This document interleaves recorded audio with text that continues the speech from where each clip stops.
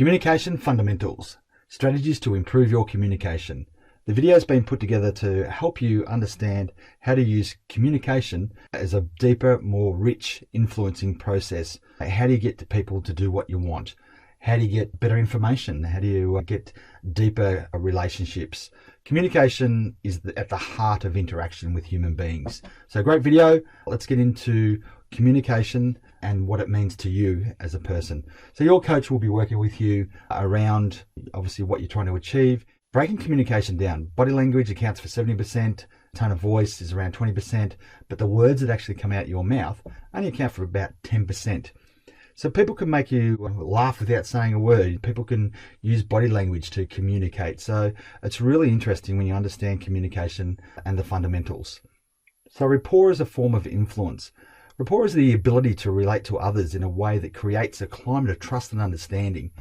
And when you start to deal with people, you really need to understand what level of rapport you have. Just because they're making noise in my direction or in your direction, don't think they're communicating with you or you're communicating with them. Rapport is an essential part of communication, and it's how we advance within organizations, within business, and within life, because there are a couple of different components you need to consider.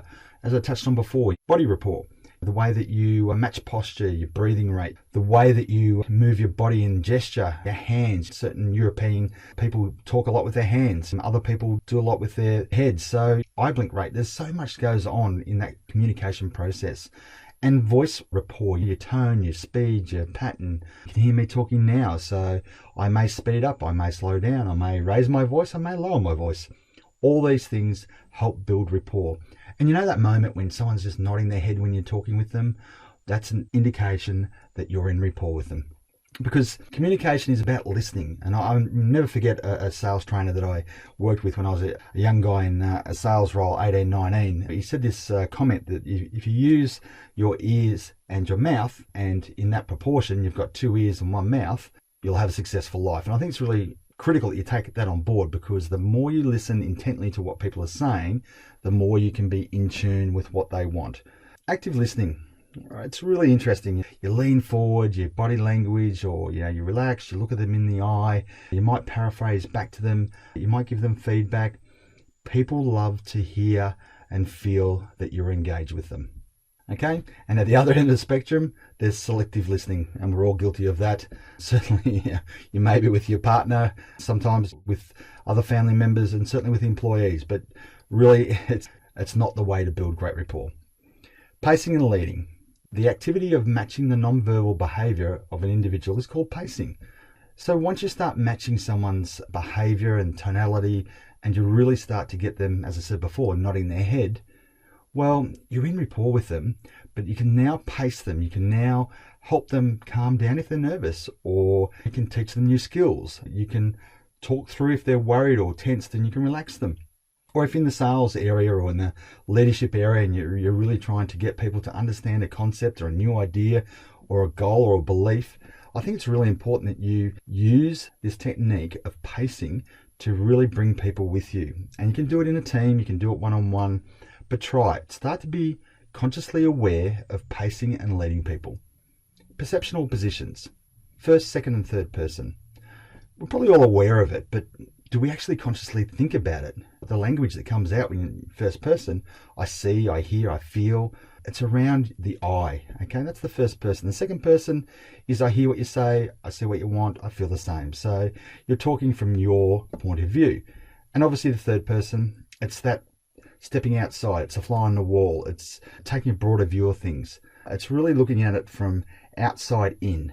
So I think it's really important that you understand perceptional positions, because sometimes it can be great for negotiation, it can be great in an appraisal process, it can help you really align someone when you step outside what they want, what you want, and you talk about it from a third party. Moving closer or drifting apart. Think about this. You cannot think about what you don't want to think about without thinking about it. Think about that for a second.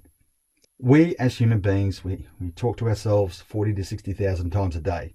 So it's important to understand that when you're communicating to yourself, you tend to be thinking about maybe positive or negative things. When you think about situations, are you using language that's moving you towards what you want? You have the ability to think about what you really want. Do you use towards thinking and towards language. So if you're thinking about what you don't want, perhaps you're thinking and talking about away language. Some examples might be, I would make a really good manager only if I could control my temper. That's probably moving you away from where you want to be. I hate chocolate, or, I want to buy a size 12 dress. It's finding the reverse. So you might have to give up chocolate, but that's away from thinking, but towards is, I want to buy a size 12 dress. Okay, so just think about that. Listen to your own language, but then listen to other people's languages as well. Influence the levels of change, them versus us. I've always found it interesting working within team environments in different organizations. You listen to the way teams talk about other departments, other people, other organizations, other divisions, and you'll hear them use things like this. All the good stuff that happens to them. I expect you to know what's going on with them over there. They don't listen to us. It's that them versus us. So identify it, challenge it. Often the second and third person language can come in and shift it away from them versus us to we as an organization or we as a team. Just change the level of conscious thinking of them in their first person as opposed to perhaps the third person thinking. Okay, so be aware of it and utilize the skill. The blame game. Listen out for the following universal statements. I always catch a cold. No one ever tells you what's going on around here. The stoppers. I can't do this. It won't work for me. The drivers. I have to finish the article. I must tidy up my area. The blamers. They always make us feel like that. The mind readers. I know what you're thinking. The 5 different statements here around the blame game is just identifying what are the universal thinkers, who are the stoppers, who are the blamers, and challenge their thinking. Don't just let it slide. Challenge their thinking. Get rapport with them.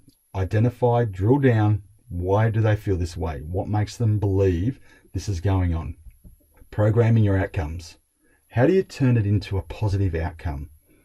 I love chunking, okay? So you can chunk things up and you can chunk things down. So you can take it from an individual I, so moving them from that first person, as we mentioned before, into, okay, is it a couple of people? Is it the team? Is it the division? Is it the organization? Is it the company at large? Or is it everybody in the state? Is it everybody in the world? You can chunk it up, and it makes people challenge their thinking about what is real and what is relevant. And then you can chunk it down to be really specific. When someone's blaming everybody, well, let's get it down. Or is it everybody? Is it this person here? Or is it a couple of people? What is it? Because chunking up and chunking down can really make an impact. And the best way to challenge it is bring the 5 W's. The who, the what, the when, the where, the why. Okay? Always put a W in your questioning process. Who is it about? What's happening? When did it happen? Where did it happen? Why do you feel like that? Great W questions will help you chunk up and drill down whichever way you need to go. That is the fundamentals of communication. I hope you can really go over that video a couple of times and take some real action in implementing just one slide at a time. Just think about one thing that I've talked about. It might be chunking, might be positional positions, it might be the 5 W's. Work with your coach. Try and work out how you can really build rapport and even identify some people that you want to really build some rapport with. So good luck with it. Stay tuned for a deeper look into communication.